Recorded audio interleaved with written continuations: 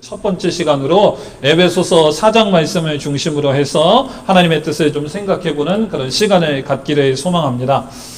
우리가 에베소 교회에 대하여서 먼저 좀 말씀을 생각해보면서 오늘 말씀을 시작했으면 좋겠는데요.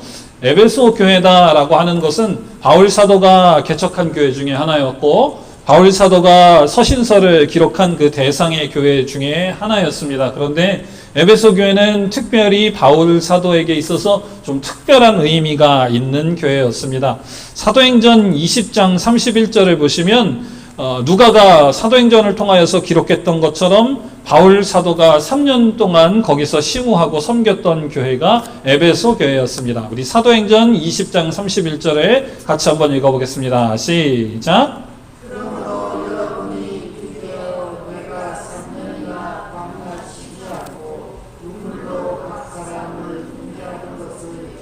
네, 여러분 이 말씀 한 구절만 봐도 바울 사도가 에베소 교회를 향하여서 사역하고 함께 심우할 때에 얼마나 마음과 정성을 쏟았는가 우리가 이 한 구절을 통하여 발견할 수 있게 됩니다. 3년이나 함께 할 때에 밤낮 쉬지 않고 눈물로 각 사람을 훈계했다. 바울 사도가 아주 수고와 노력, 정성을 다 쏟았던 교회가 에베소 교회였다라고 이야기합니다. 또 사도행전 19장 9절 10절 말씀을 보시면 바울이 에베소 교회를 아주 열과 성의를 다하여서 힘을 다하여서 가르쳤다 이렇게 말씀은 기록합니다. 사도행전 19장 9장을 10절도 같이 읽어보겠습니다. 시작!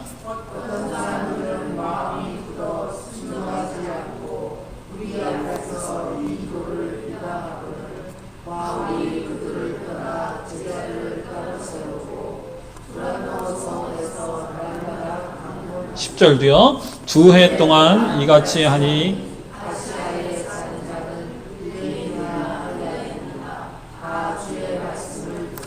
아멘.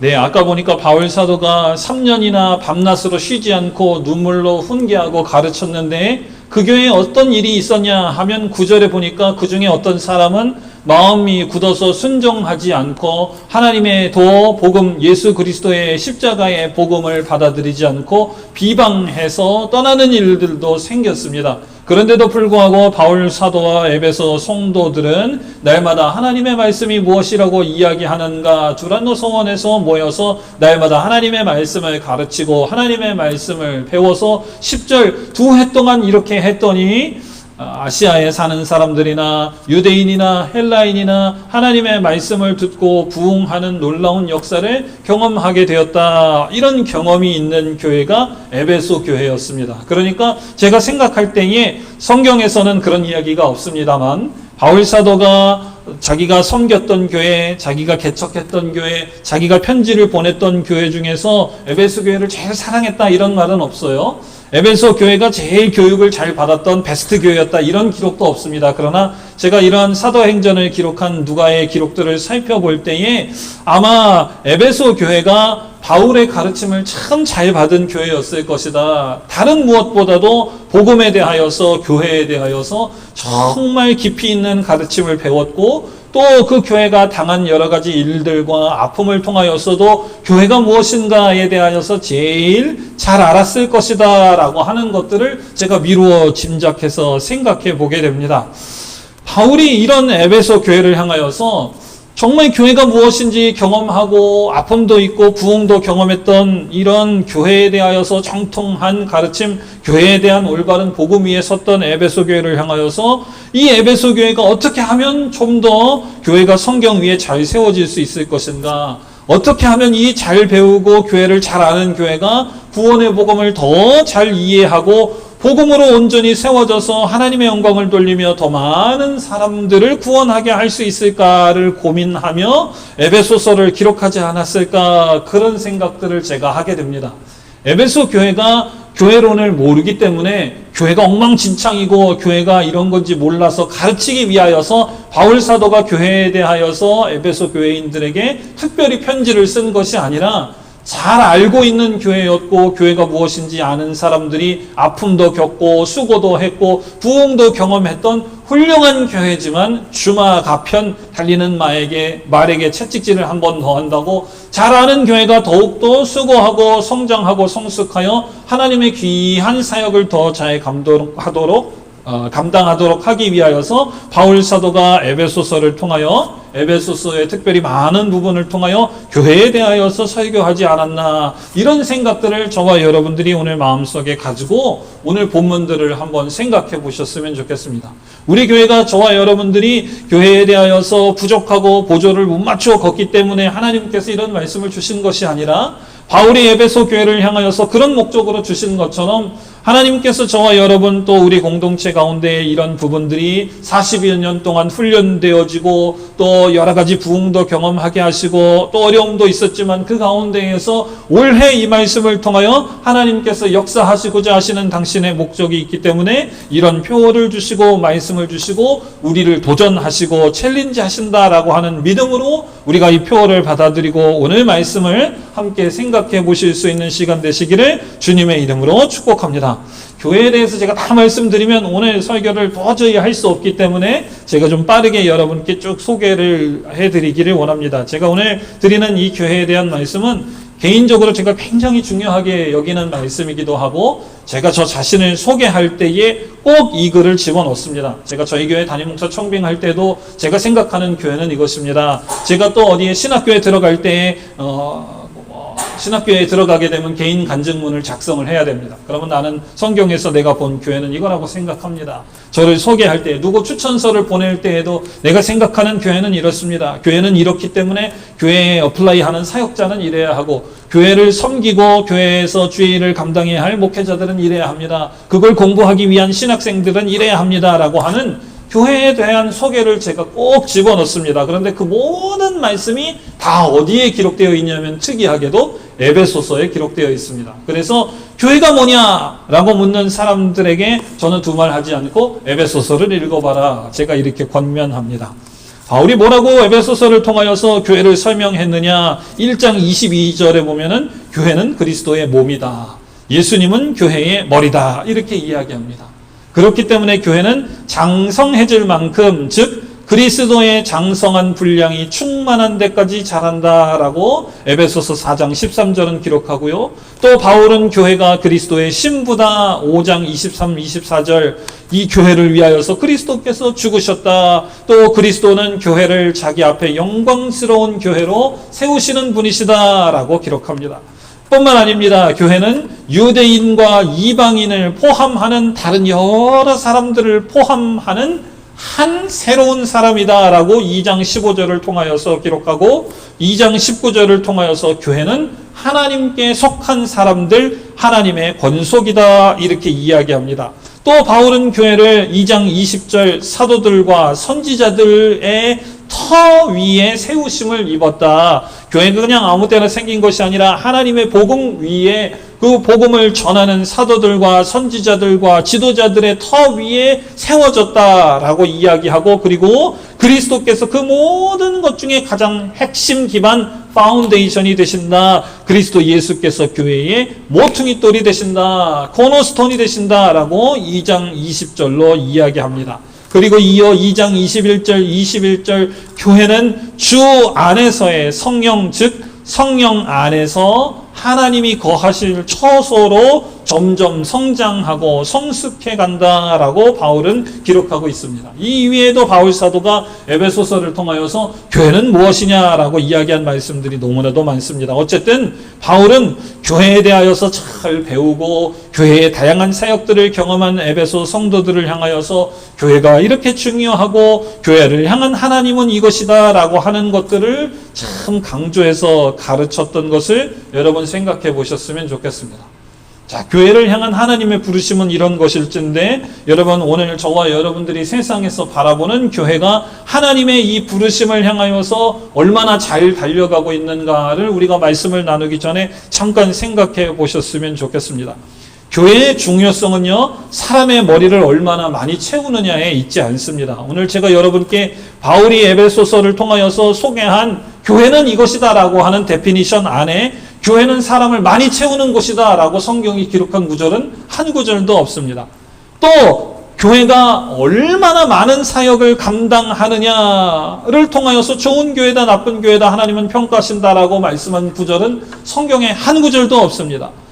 교회가 얼마나 많은 사역을 효과적으로 잘 감당하느냐, 이것이 교회의 중요성이 달려있는 문제다라고 바울 사도는 이야기한 적도 없습니다.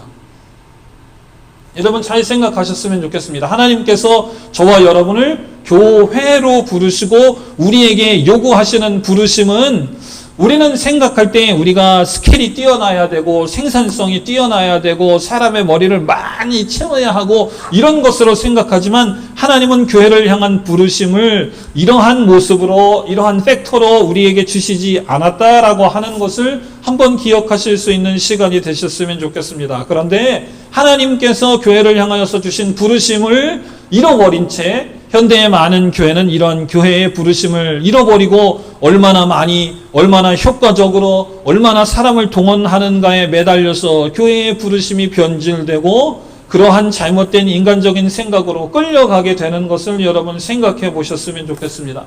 그런 저와 여러분을 향하여, 현대교회를 향하여서 바울은 온전한 교회, 복음 위에 바로 선 교회를 위하여서 오늘 말씀을 우리에게 전하고 계신다라고 하는 것을 여러분 잘 기억하셨으면 좋겠습니다. 자, 그러면 첫 번째, 주님께서 교회의 부르심을 무엇이라고 말씀하고 계시는가 우리가 다시 한번 생각해 보면서 1절을 읽어보도록 하겠습니다. 시작.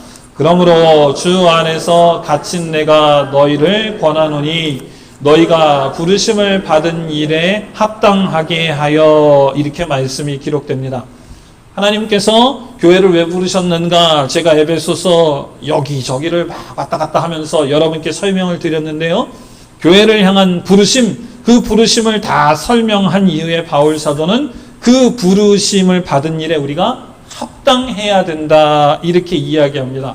영어 성경을 보니까 여러 성경에 worthy of the calling, 이렇게 우리가 그 일에 값어치에 맞는 삶을 살아야 된다, 이런 식으로 기록이 되어 있는 것을 제가 바라보게 됩니다.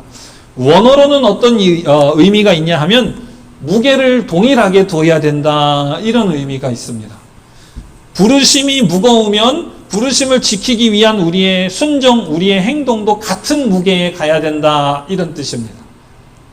조금 더 쉽게 이야기할까요? 제가 목회자로 부름 받았죠. 그러면 목회자로 부름 받았으니까 교인들은 목사의 권위에 순종하십시오.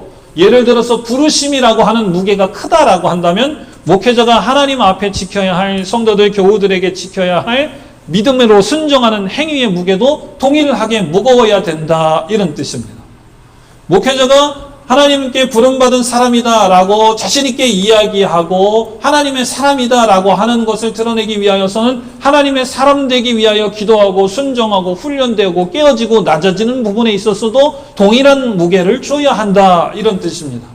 교회가 교회 현판만 붙이면 교회가 되는 것이 아니라 하나님께서 교회로 부르신 부르심, 나 그리스도인이요, 나 반석교인이요 라고 하는 교회의 부르심이 중요한 것이다 라고 생각한다면 그 부르심에 합당한 삶을 사는 것에도 무게를 두어야 한다라고 하는 것을 바울 사도는 이야기하고 있습니다. 부르심을 받은 일에 합당하라라고 하는 것은 내가 그 부르심을 위하여서 수고하고 노력하는 것이 중요하다, 꼭 필요하다라고 하는 말입니다.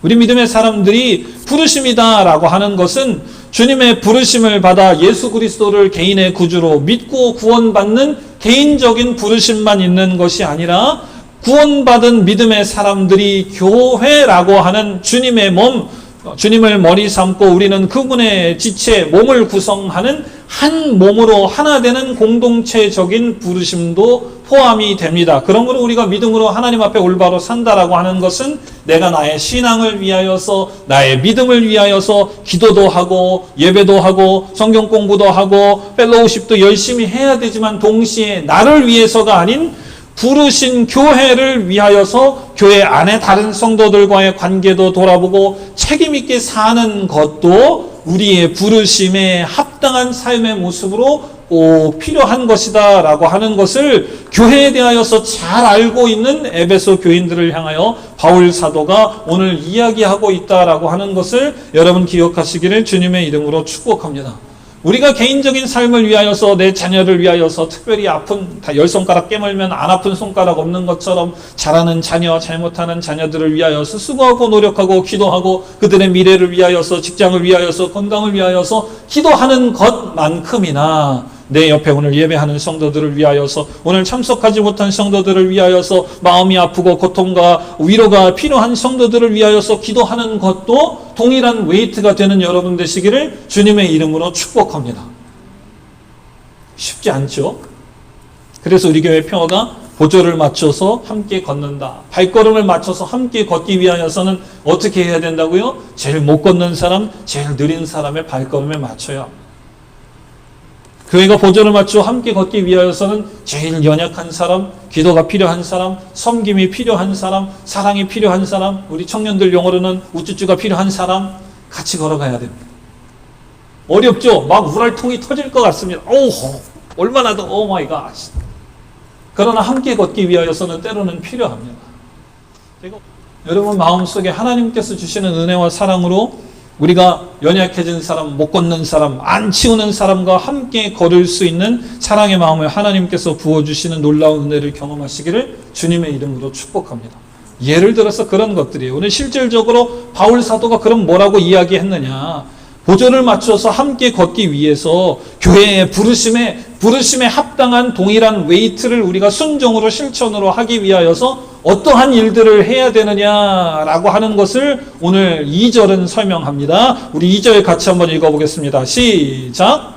모든 겸손과 온유로 하고 오래 참음으로 사랑 가운데에서 서로 용납하고, 바울 사도가 4가지 덕목을 저와 여러분에게 소개해 줍니다. 첫 번째는 겸손, 두 번째는 온유, 세 번째는 오래 참음, 네 번째는 사랑으로의 용납입니다. 제가 길게는 설명드릴 수 없고 시간이 너무 많이 가니까 짧게만 설명드리고 오늘 말씀을 좀 마무리할까 합니다. 첫 번째 겸손 그리고 온유, 이런 단어가 설명이 되는데요. 제가 말씀을 공부하면서 성경이 쓰여져 있는, 이 신약 성경이 쓰여져 있는 그리스 문학 이런 것들을 연구한 교수님들의 글들을 쭉 보니까 겸손과 온유라고 하는 단어는 성경에는 많이 나오는 단어인데, 실제로 이 당시 바울 사도가 사역했던 그리스의 문화 세계 안에서는 겸손과 온유라고 하는 단어가 없는 단어랑 마찬가지였다라고 합니다. 우리 한국 사람한테는 겸손하다, 온유하다, 마음이 참 젠틀하다, 이런 것이 굉장히 좀 설명드리지 않아도 쉽게 알 수 있는 단어잖아요. 그런데 바울 사도가 사역할 때에 이 그리스인 가운데에서 겸손과 온유다라고 하는 것은 그들 마음속에 잘 와닿지 않는 단어였습니다. 겸손과 온유라고 하는 단어를 이야기하면 섬기는 역할, 약한 사람이나 하는 짓, 부끄러운 짓, 비천한 사람들이나 하는 짓, 노예들이나 하는 짓, 경멸의 의미로 여겨지는 단어였습니다. 이 당시 바울 사도가 성도들을 향하여서 우리가 그리스도 예수를 믿고 구원받은 하나님의 은혜와 사랑을 입은 사람으로서 겸손하시기를 주님의 이름으로 축복합니다. 여러분 온유하시기를 주님의 이름으로 축복합니다. 그러면 이 앉아있는 대부분의 그리스 사람들은 속으로 어떻게 생각했냐면, 바울 사도 조목사가 돌았나, 노예들이나 하는 낮아지는 거, 경멸하고 비천함, 밑으로 내려가는 거를 교인들한테 이야기하면서 그걸 축복이라고 이야기하네. 그리스도인들은 그렇게 받아들였다, 그런 말입니다. 그러나 성경 말씀을 보니까 겸손과 온유의 삶을 사시는 가장 큰 모델로 예수님을 소개하고 있습니다. 예수님이 얼마나 겸손한 분이고 예수님이 얼마나 온유하신 분인가를 신약 성경은 설명하면서 예수님이 겸손하고 예수님이 온유하신 분이므로 우리 그리스도인 역시 예수님의 성품을 닮아서 겸손하고 온유한 자가 되어야 된다라고 성경은 저와 여러분을 향하여 끊임없이 이야기합니다. 설령 그러한 모습들이 세상 사람들에게 낮아지는 모습이든지 약해서 그런 모습이든지 부끄러운 모습이 될런지 비천함이 될런지 경멸적인 모습이 되었던지 간에 세상 사람들이 우리를 어떻게 생각하든지 간에 우리는 예수 그리스도의 은혜와 사랑을 받음으로 말미암아 교회로 부름받은 겸손과 온유하기로 부름받은 하나님의 사람들이기 때문에 우리는 겸손과 온유한 삶을 살아야 되겠다라고 결단하고 다짐하시는 여러분 되시기를 주님의 이름으로 축복합니다. 그러면 성경에 있는 글씨는 빼고 저와 여러분의 감정과 삶을 우리가 하나님 앞에 좀 내려놓으면서 말씀을 생각해 보기를 원합니다.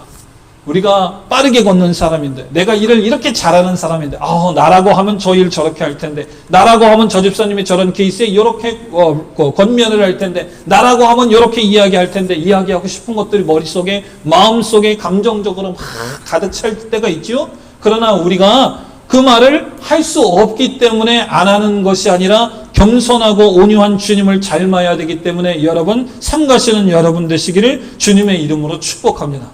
내가 경멸당하는 것 같아요. 한마디로 그냥 여기서 그냥 화는 내지 않더라도 마음속에 있는 가시가, 쓴뿌리가, 저도 그럴 때가 얼마나 많은지 모르겠습니다. 그것이 확 올라오려고 치밀어 오를 때에 내가 그 말을 못해서 안 하는 것이 아니라, 내가 네가 무서워서, 구독이 무서워서 장못 담그는 것이 아니라 겸손과 온유가 보조를 함께 맞추어 걷기 위하여서 그리스도의 은혜와 사랑을 힘입어서 구원받아 교회로 부름받은 우리의 사명이기 때문에 내가 너의 문제가 아니라 주님과 나의 문제이므로 경멸당하는 것 같아도, 무시당하는 것 같아도 사람 살리는 마음으로, 그리스도를 본받는 마음으로 오늘 한번 참아야 되겠다. 여러분 1년 이렇게 살아가실 수 있는 저와 여러분 되시기를 주님의 이름으로 축복합니다.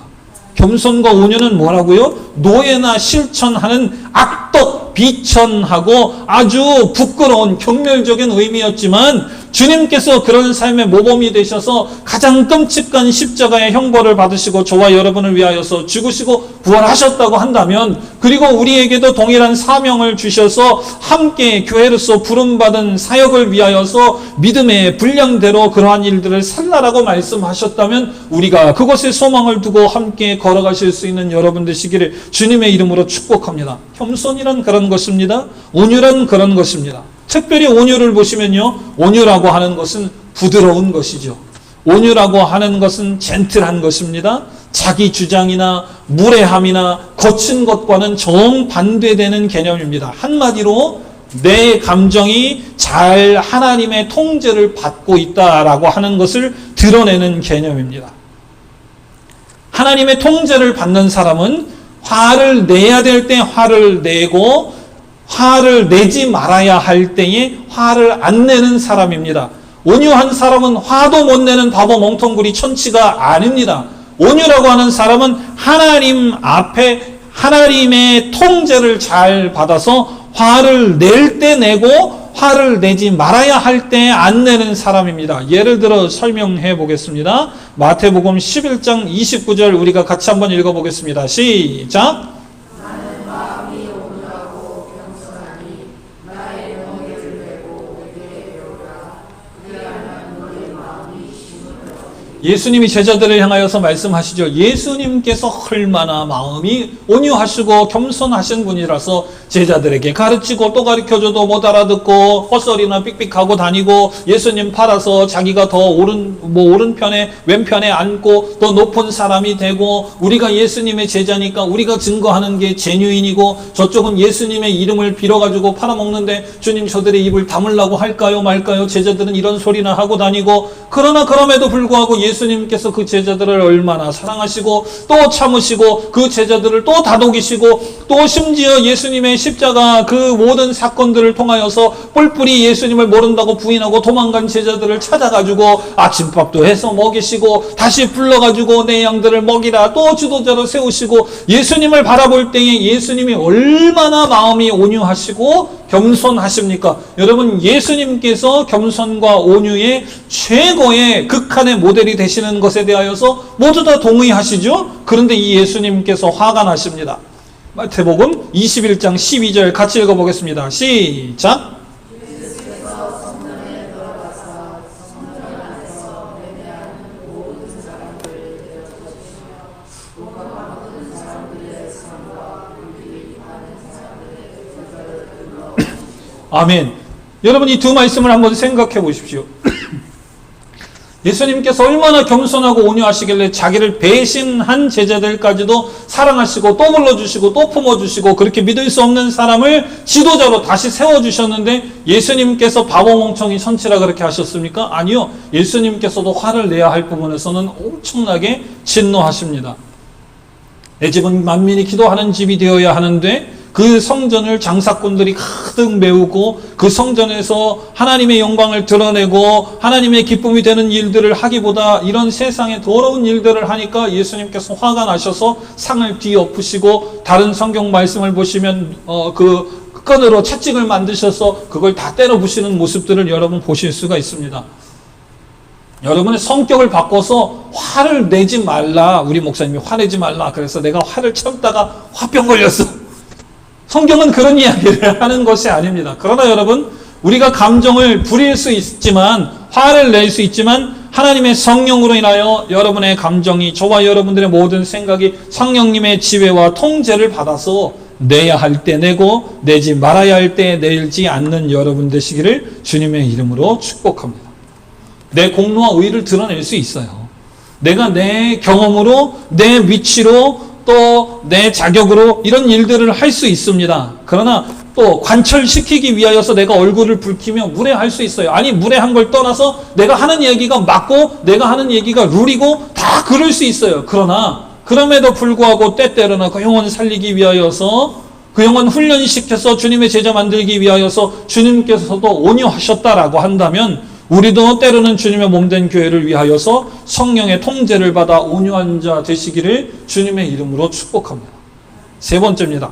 우리 믿음의 사람은 겸손과 온유, 그 다음에 뭐가 있냐 하면 오래 참음이 있습니다. 저와 여러분은 인내를 발휘할 수 있는 사람이 되어야 할 줄로 믿습니다. 인내는 우리 한국 사람들이 참 잘하는 거죠. 참는 겁니다. 무조건 참는 겁니다. 또 무조건 참는 겁니다. 야고보서 5장 10절은 이렇게 기록합니다. 같이 읽어보겠습니다. 시작.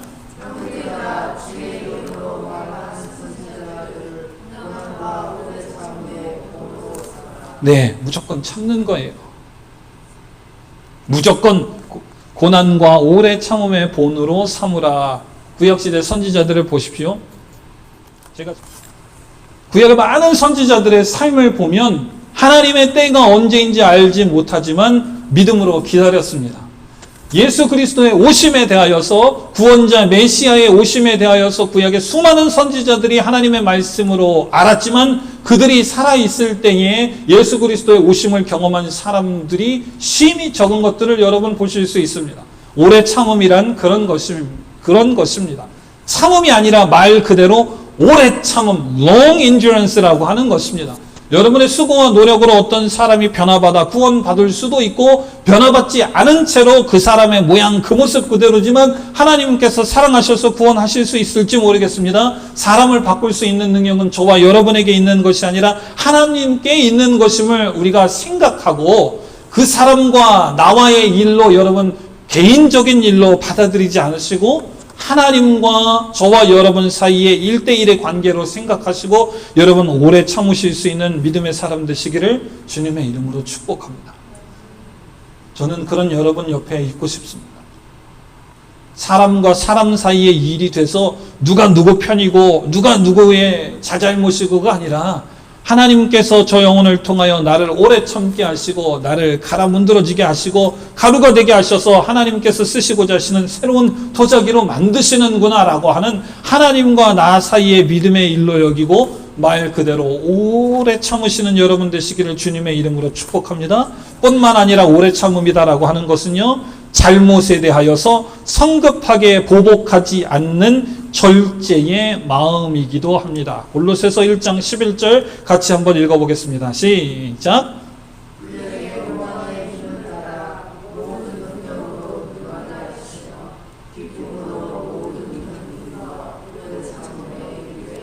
아멘. 여러분, 일꾼을 하나 세우기 위해서는 여러분의 오래 참으심이 필요합니다.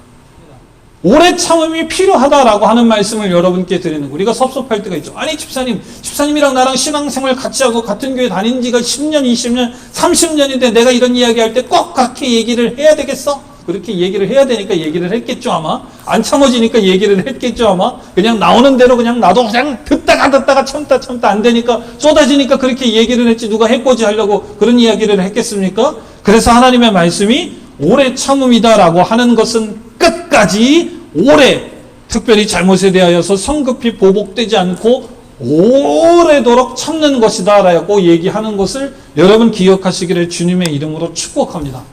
참다 보면, 오래 참다 보면 하나님께서 말씀을 통하여 뭐라고 하시냐 하면 그런 것들을 감당하게 하시는 힘과 능력과 지혜를 주시고, 여기 여러분이 읽으신 골로새서 1장 11절로 보니까 그 일을 어떻게 감당하게 하신다라고 쓰여 있는가 우리 같이 생각하시면서 다시 한번 말씀 읽어보겠습니다. 시작. 그의 영광의 힘을 따라 모든 능력으로 능하게 하시며, 그 다음 기쁨으로 모든 견딤과 오래 참음에 이르게 하시고, 그 다음은 어떻게 된다고요? 기쁨으로. 내가 참을 때에 처음에는 못 참겠다, 한 번만 더 참아보자, 못 참겠다.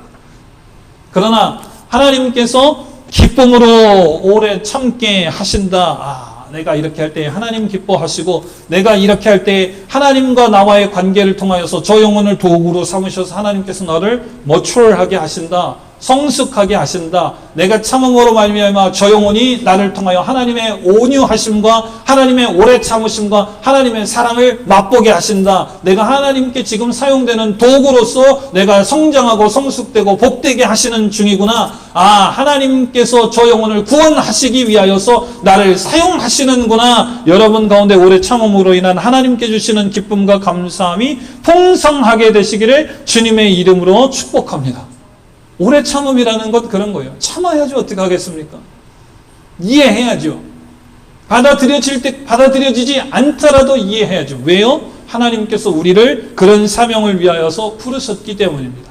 예수님께서 저와 여러분을 구원하시기 위하여서 그런 은혜와 사랑을 한 번 베푸셨을 뿐만 아니라 지금도 저와 여러분에게 계속해서 베푸시기 때문입니다. 여러분 오래 참으실 수 있는 여러분 되시기를 주님의 이름으로 축복합니다. 마지막입니다. 자, 그 모든 것을 다하여서 어떻게 살라라고 기록하고 있냐 하면 3절 말씀 같이 읽어보겠습니다. 시작.